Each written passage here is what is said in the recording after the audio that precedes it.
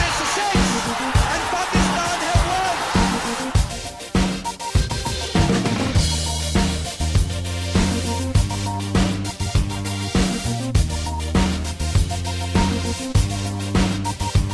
Australia have won the World Cup of 2007.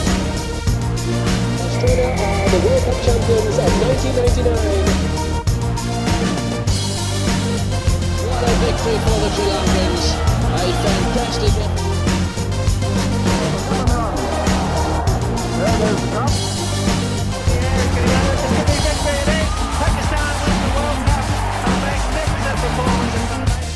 Here's the man who's been largely responsible for us over the last. The first World Cup, that is Australia's joy and England.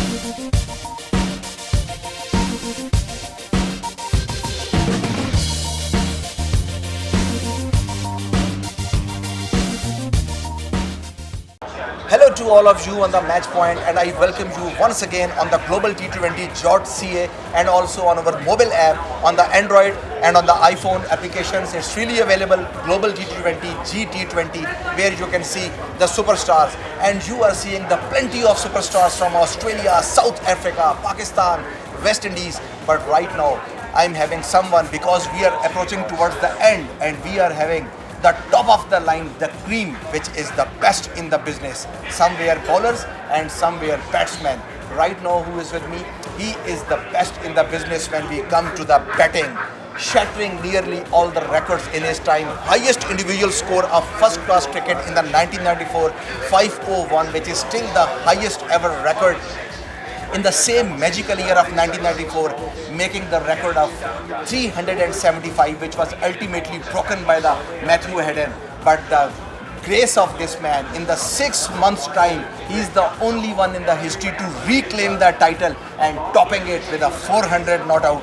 That's why I never took his name on my shows. I say him Mr. 400 not out. Only man to reclaim the test, as I told you, and 400 not out is the second player after Donald Bradman to have the 2 triple centuries. Who is right next to me? Brian Charles Lara, the Prince of Trinidad. Hello, Brian. Hi, how are you guys? How are you, Brian? Good. Brian, very excited to have you on the mobile app, and lot of fans asking where is Brian nowadays. So Brian is here in front of us. Brian, how is the feeling in the Canada? How are you? I'm good. I mean, it's my second time in Canada for the GT20. This year, I think it's a lot of progress made. I think it's just a tremendous tournament, and to be a part of something that's bringing cricket to this side of the world, which is not accustomed to cricket, it's something very special for me. So hopefully it continues to be a success. Brian, you were also the part of the season 1, and now you are a part of the season 2. What was the major difference you saw in the both King City and in the CEA ground, a part of the drop-in pitch? Well, I think this facility is more accommodating.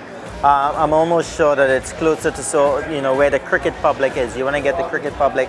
I found that maybe King City was a little bit out of the way, but this seems to be in the heart of where people want to see cricket, which is great. I mean, there's cricket going on the field here, but just 100 yards away, there's another cricket match going on or something happening. So I believe that this is sort of like the epicenter for cricket, which is great. I think the facilities, the whole organization of it is a lot more professional this year, and it will get better as time goes on.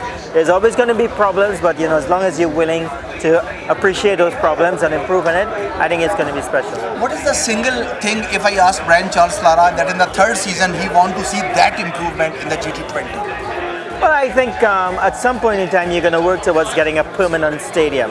Right now we are using a facility that is put together just for this 2 to 3 weeks of a tournament.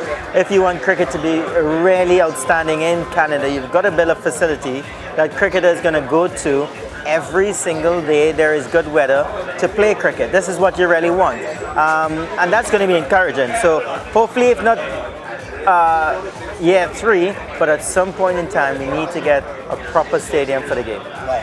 In the 1994 and 95, the Wisden leading cricketer of the year and the Hall of Fame in 2012. And ultimately, we will discuss something about the Brian's early days. I was very curious, and I knew that when I will meet Brian, I will definitely ask him about the Harvard coaching clinic where his dad has introduced him, and then the early days with the St. Joseph Roman Catholic Primary School.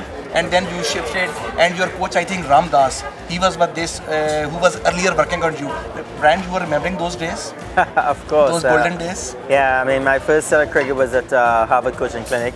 I think I was 6 years old at the time when my dad got me there every Sunday morning between January and May, June of every year. And I spent something like about 10 years at Harvard Coaching Clinic.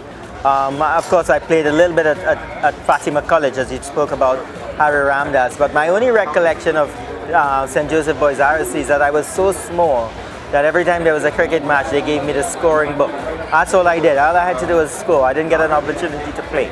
But they were great times, you know, my formative years where you put things together, where you realize that the talent that you have and you sort of work with that God-given talent towards making it something. The support group that you mentioned was very integral in making sure that I got to the top. Brian, and then you went to the youth championship where you shattered the record of Carl Hooper in those days, who was in the peak and then breaking his runs. And then in the Trinidad and Tobago championship when you went, and finally you were against the best in the business like the Jewel Garner, the tall man, and the Malcolm Marshall, rest in peace. So how was that experience suddenly? Youth cricket in the West Indies is very competitive, so you know, just having an opportunity to play for Trinidad and Tobago, sort of put your skills on show, I think was something that I appreciate to have the opportunity to. It sort of laid the foundation for me moving forward. On the 6th of December 1990, I'm the eyewitness, Brian, when you played in Karachi.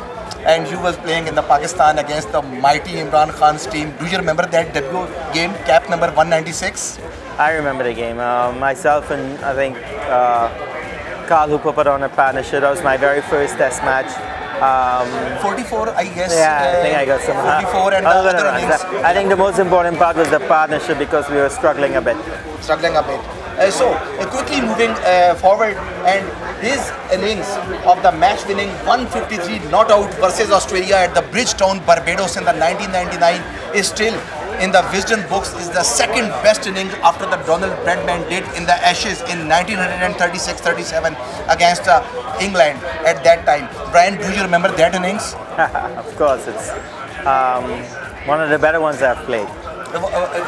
We just want you to ignite some memories from those innings. Those were good times. Okay, so last thing before going to the straight dive with the Brian 277 in the Sydney, and ultimately I heard that you were loving this innings because later on Tyler and the Sydney came and you put the name because of this great innings. Is it right? That because of this I great asked the mother if I can name my daughter because it was a very special innings to me, so she obliged. So Tyler and Sydney, who is the bigger fan of the daddy? They're a different age group. One is 22 and a big lady, and the other one is 9 years old. They are knowing the worth of Brian Charles Lara? Of course they do. They do. Brian, your favorite singer? Your favorite singer? Does it have to be American? Does it have to be Indian? Any? No. My favorite singer would be Kes from Trinidad and Tobago. Your favorite movie? Shawshank Redemption. Your favorite cricket ground around the world? Adelaide Oval. Adelaide Oval. Favorite food? West Indian food. We've got something called, a Sunday lunch where we have like macaroni pie and stewed chicken and rice and all these sort of different things. Yeah. And favorite spot in Canada? Favorite sport in Canada? Cricket. A favorite spot, holiday spot, destination. In Canada? Yeah. I've been to Canada a couple times. I haven't been to Niagara Falls, but I have a brother that lives here. So just coming here, when I come here, what I look forward to doing? Playing golf. They have some of the most amazing golf courses in Canada. Your best habit? Best habit? My best habit? Waking up early. I don't know. And your worst habit? Not sleeping enough. Your best roommate in the cricketing days? I would say Courtney Brown. Your worst roommate in the cricketing days? I don't have a bad roommate. Pretend Brian Lara is in the 1920. What single thing Brian will take from the today's world back in the 1920? In the 1920s, what would I take back? I would say connectivity, so telecoms. Telecom. If Brian Lara is a superhero, which superhero he will be and which power? I'm not a superhero fan. He's not a superhero fan. If he has to face Shoaib Akhtar or a Brett Lee, whom he will avoid? I would avoid Shoaib Akhtar. I think Brett Lee may have bowled faster, but I think the difficulty of seeing Shoaib Akhtar, the hand coming from behind the back, was pretty difficult.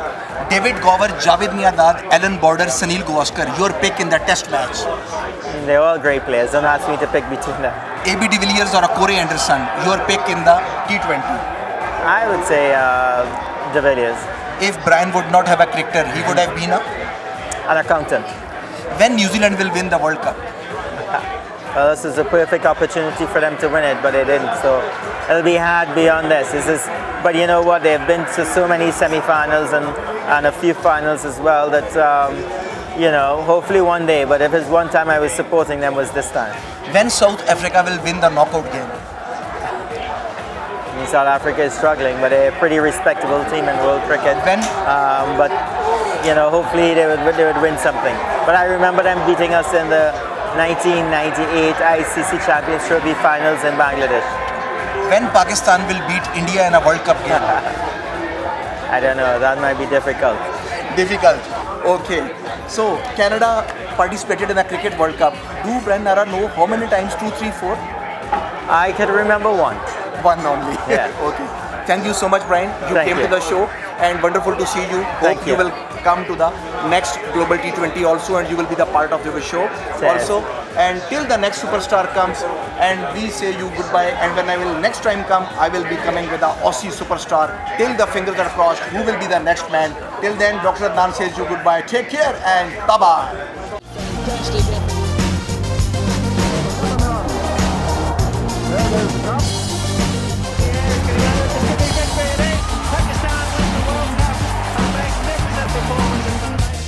Here's the man who's been largely responsible for Idol. The first World Cup, that is Australia's joy.